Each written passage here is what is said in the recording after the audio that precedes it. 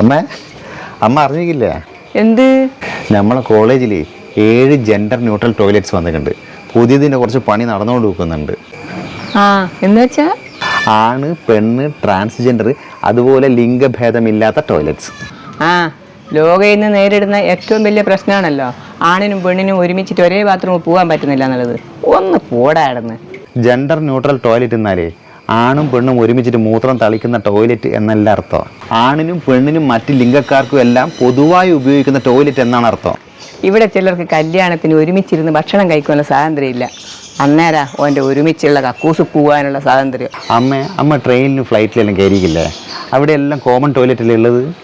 ഒരു വിധത്തിൽ പറഞ്ഞാൽ അത് തന്നെയാണ് ജെൻഡർ ന്യൂട്രൽ ടോയ്ലറ്റ്. അവിടെയൊക്കെ സ്ഥലപരിമിതികൾ ഉള്ളതുകൊണ്ടല്ലേ അങ്ങനെയൊക്കെ ചെയ്യുന്നത്. Canada, China, Thailand, Japan, US, Nepal അവിടെയെല്ലാം പണ്ട് മുതലേ ഇതുപോലത്തെ ടോയ്ലറ്റുകളുണ്ട്. എന്തിനധികം പറയുന്നത്, ഇതുപോലത്തെ 9 ജെൻഡർ ന്യൂട്രൽ ടോയ്ലറ്റുകൾ നമ്മളെ ഇന്ത്യയിലെ സുപ്രീം കോടതിയിൽ ഇപ്പം അടുത്ത് ഉണ്ടാക്കിയിട്ടുണ്ട്. അവരൊക്കെ ഇപ്പം സെപ്പറേറ്റ് വേണമെന്നും പറയുന്നുണ്ട്, പ്രൈവസിയും ഡിഗ്നിറ്റിയും പ്രൊട്ടക്റ്റ് ചെയ്യാൻ വേണ്ടിയിട്ട്. എടാ സുമേഷേ, എല്ലാവരും ഒരുപോലെ കംഫർട്ടബിൾ ആയിരിക്കൂല. ചിലർക്ക് ചമ്മലുണ്ടാവും. മതപരമായ കാരണങ്ങൾ കൊണ്ട് ചിലർക്ക് ഇഷ്ടപ്പെടൂല. പിന്നെ വയലൻസും കൂടും. അധിക സ്ഥലത്തും ടോയ്ലറ്റിൽ ലേഡീസിന് ക്യൂ കൂടുതലായിരിക്കും. ഇങ്ങനെയാകുമ്പോൾ പരിപാടി വേഗം നടക്കുമല്ലോ. ജെൻസ് എന്ന ബോർഡ് ഉണ്ടെങ്കിൽ ലേഡീസും കയറൂല, ലേഡീസ് എന്ന ബോർഡ് ഉണ്ടെങ്കിൽ ജെൻസും കയറൂല. എടാ മോനെ, നീ ഓപ്പൺ കക്കൂസ് കണ്ടിനാ? ഓപ്പൺ കക്കൂസോ? ഇല്ല.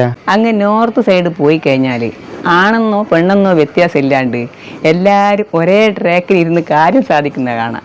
കുറച്ച് പുരോഗമനപരമായിട്ട് ചിന്തിക്കമ്മേ.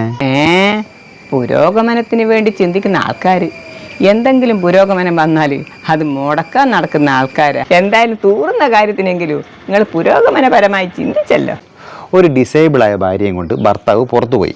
ഭാര്യയ്ക്ക് പെട്ടെന്ന് ടോയ്ലറ്റ് പോകാൻ തോന്നി. കൂടെ ഭർത്താവ് മാത്രമേ ഉള്ളൂ. എന്താ ചെയ്യുക? അത് പിന്നെ അങ്ങനെ ചോദിച്ചാൽ എന്തായാലും മായ്ക്കില്ല. നാറുന്ന കക്കൂസിന് പകരം നല്ല വൃത്തിയുള്ള കക്കൂസ് ഉണ്ടായാൽ മതി. അല്ല പിന്നെ അതൊക്കെ തന്നെയാണ് ഞാൻ ഇത്രയും നേരം പറഞ്ഞത്.